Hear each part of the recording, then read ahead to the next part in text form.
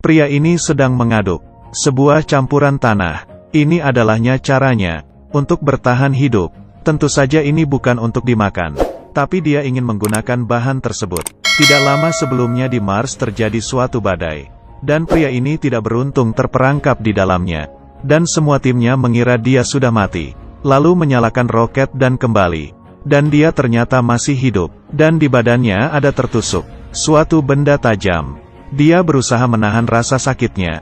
Dengan cepat, dia menariknya keluar, kemudian terbaring di atas kasur, dan menggunakan cermin melakukan operasi kecil, mengeluarkan serpihan yang patah di dalam. Setelah selesai, dia tidak ingin menghadapi kenyataan.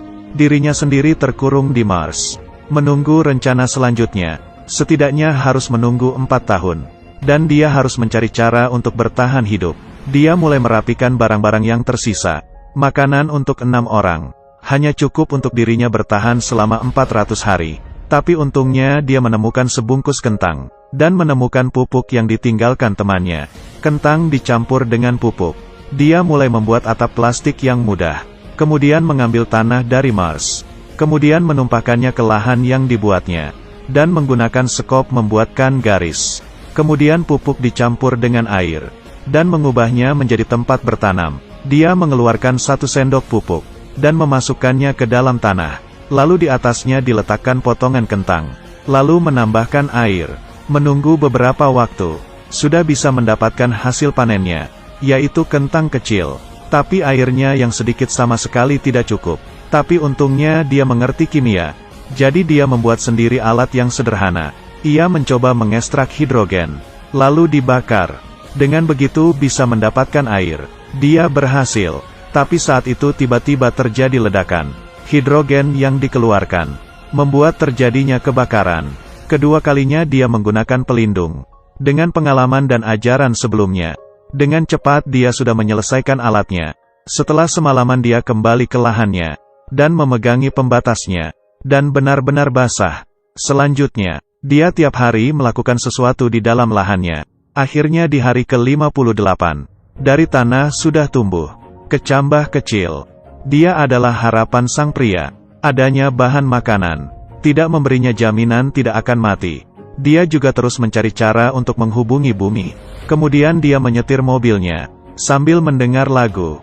Menemukan pesawat luar angkasa yang tidak ada orangnya, yang bertanda 97. Untungnya mesinnya belum rusak, tapi yang bisa dipakai hanyalah kamera web. Dan waktu pengirimannya mencapai 31 menit. Kemudian dia meletakkan 3 papan di atas tanah. Setelah setengah jam, tim di bumi menerima gambar. Lalu kamera web membalas iya. Dia akhirnya bisa berkomunikasi dengan tim di bumi. Dan dia memanen kentangnya, yang sudah matang di hari ke-78. Semuanya berjalan dengan baik. Tapi suatu yang tidak diharapkan pun terjadi. Ini bukan salah satu orang yang paling sulit diselamatkan dalam sejarah film. Sendirian di planet Mars. Menanam 500 lebih kentang. Mengetahui 700 cara memakan kentang. Dan hari ini terjadi suatu hal. Di kabin kehilangan tekanan udara, menyebabkan tangki oksigen meledak. Pakaian luar angkasa sang pria juga menjadi bolong. Oksigen mengalir keluar, dan suara peringatan terus berbunyi. Dia segera menggunakan selotip untuk menutupi lubangnya.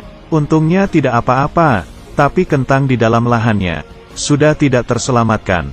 Di saat terjadi peledakan, semua tanamannya mati, dan makanan yang tersisa hanya cukup untuk hidup selama 200 hari. Kehidupannya selanjutnya, dia hanya bisa menghemat, dan tim di bumi mencari cara untuk memberikan pertolongan. Roket yang penuh dengan bahan telah bersiap untuk terbang. Ini adalah pengiriman yang sangat jauh dalam sejarah. Tapi di langit roket tersebut meledak, membuat semua orang tak berdaya. Haruskah dia selamanya tinggal di Mars? Tentu saja tidak. Tim luar angkasa Cina mengetahui kabar ini, dan memutuskan untuk memberikan pertolongan. Membuat rencana untuk menggunakan roket Taiyangsen, dan membantu mereka untuk mengirimkan keperluan keluar. Dan di saat itu seorang ahli fisika memberikan suatu ide, yaitu menyuruh tim pesawat ruang angkasa yang sedang kembali ke bumi, memutari bumi sekali putaran, mengambil bahan bakar yang dari Taiyangsen, lalu terbang kembali ke Mars. dan sang pria perlu menaiki mesin terbang, mencari cara untuk masuk ke jalur Mars, lalu berlabuh dengan tim pesawat luar angkasa, kemudian bisa kembali pulang bersama.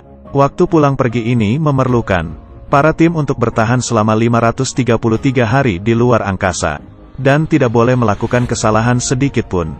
Kalau tidak semuanya akan langsung gagal. Para tim awalnya merasa sangat bersalah memiliki rencana ini. Mereka juga tidak bisa menolaknya. Dengan begitu roket milik Cina pun diluncurkan, dan berhasil terbang keluar angkasa. Yang dirakit oleh Cina itu bagus. Tim pesawat luar angkasa berhasil mengambil bahan bakar, dan mulai menuju ke planet Mars. Sedangkan sang pria di waktu itu, juga tidak ada istirahat.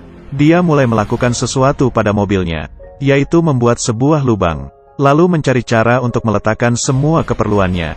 Di saat semuanya sudah dipersiapkan, dia akhirnya bersiap untuk pergi. Dan hari ini adalah hari ke-461. Bagi dia ini sangatlah penting. Dia membawa bahan-bahannya, menuju ke arah mesin terbang. Ini adalah harapan terakhirnya. Di pertengahan jalan dia sambil mengisi ulang baterai sambil beristirahat, lalu melanjutkan perjalanan. Akhirnya di hari 538, dia menemukan mesin terbang. Tapi untuk keluar dari planet masih belum cukup. Ini adalah pria paling kuat yang pernah kulihat. Sendirian di planet Mars. Hidup selama 500 hari. Mesin terbang di depannya. Sekarang dia mengurangi beban dalam mesin terbang, agar dia bisa terbang. Dia melepaskan bagian kursi, lalu membuka atapnya. Semua yang bisa dibuang akan dibuang. Kemudian dia menutupinya dengan parasut. Dalam sejarah ini pertama kalinya, parasut diletakkan di atap mesin terbang. Menunggu tim datang menjemputnya. Dia makan dulu di planet Mars. Kemudian meninggalkan sebuah surat, dan menepuknya karena sudah menemaninya selama 500 hari ini. Dia jalan mendekati mesin terbang. Rambutnya yang tidak berubah selama 100 hari, juga dirapikannya kembali. Duduk di atas mesin terbang. Dia tidak tahan lagi pun menangis. Kemudian dinyalakan.